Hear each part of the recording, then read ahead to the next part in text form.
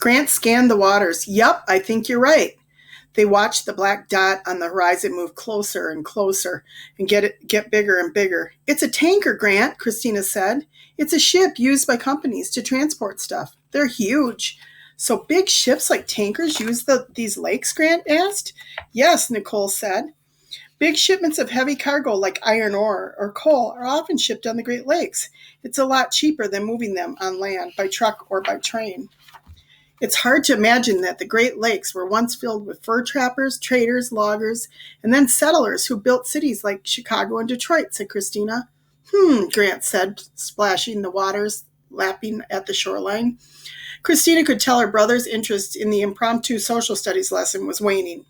Papa and Mimi finally arrived, huffing and puffing. Papa carried a large bag. Surprise! Mimi shouted, trying to catch her breath. Papa plopped a bag onto a dry area of the beach. We've brought along a picnic, he said. Then we'll go out on the boat. Lunch? Great, I'm starved, Grant yelled, motioning to the others to follow. He ran over to help Mimi set up the food. Our boat? Christina asked. Out there. She pointed to Lake Michigan, sparkling in the few rays of the sun, still peeking through the clouds. Absolutely, it's the only way to get to the island, Papa said. The thought of taking the little Mimi out on such a huge lake worried Christina. She was hoping for some great fall fun, but what she felt was serious fall fear. She didn't share these feelings with Nicole. She didn't get the sense that Nicole was even the slightest bit afraid. Chapter 7. Stranded on Nowhere's Island. Papa stood in the little Mimi boat. Okay, now, one by one. Ladies first, he said, holding out his hand for Mimi. Christina was nervous and really didn't want to go. Papa, are you sure about this? I mean, is it safe? Papa nodded. No problem, Christina. People living in these parts go boating and fishing on the lakes all the time. It's true, Christina, added Nicole. There isn't anything to be worried about. When Mimi was safely aboard, Papa reached out his hand for Christina.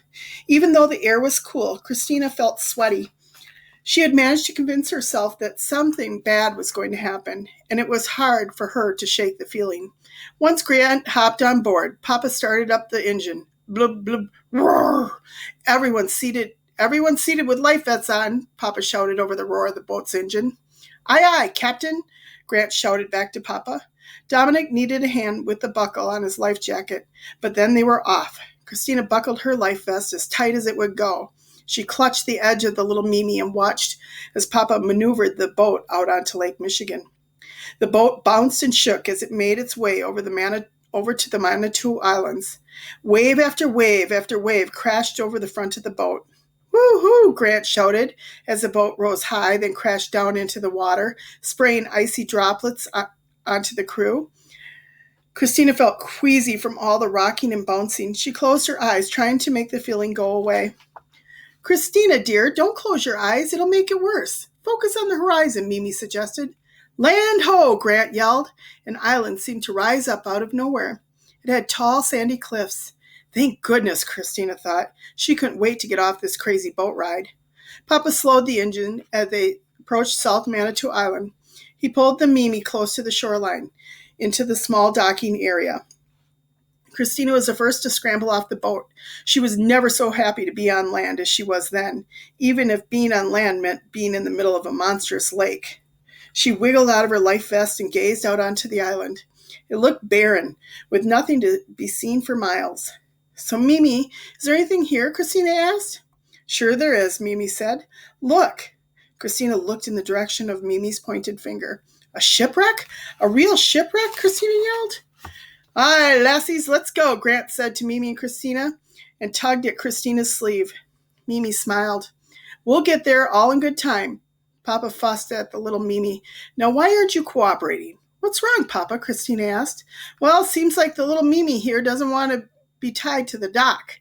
He grunted and retied the knot. Ah, there, that'll do. Papa climbed onto shore and looked at his watch. Okay, we only have 20 minutes here, and then we'll need to head back. Why only 20 minutes, Papa? Grant asked. We just got here. He couldn't wait to stand on the deck of the stranded shipwreck, pretending he was a fearless pirate. Papa wagged his finger at Grant. Because the rules of the park state that is how long we can dock a boat. We need to follow the rules. So let's get to that shipwreck, shall we? Mimi said.